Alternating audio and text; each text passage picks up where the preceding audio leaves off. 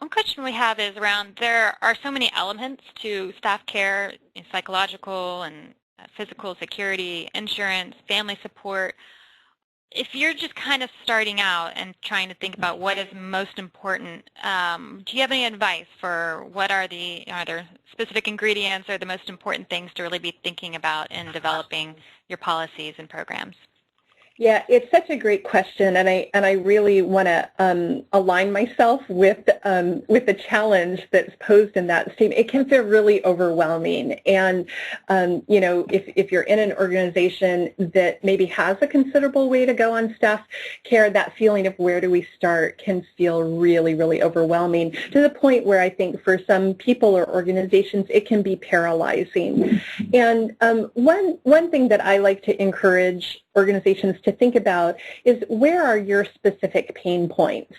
While it would be nice to maybe start off with a grand strategy of staff care in our organization and have all the resources associated with that, that's typically not the case for many organizations.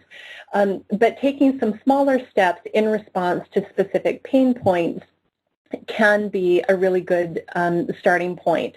And so it might be that you're an organization that works in a lot of conflict areas, and so the issue of how to support staff working in high-risk environments is really relevant for you. And so perhaps that's where you start. Maybe you're an organization that has seen a lot of critical incidents, and so you want to strengthen your critical incident response mechanisms, and so that more psychosocial support is incorporated into that, and that's a great place to start.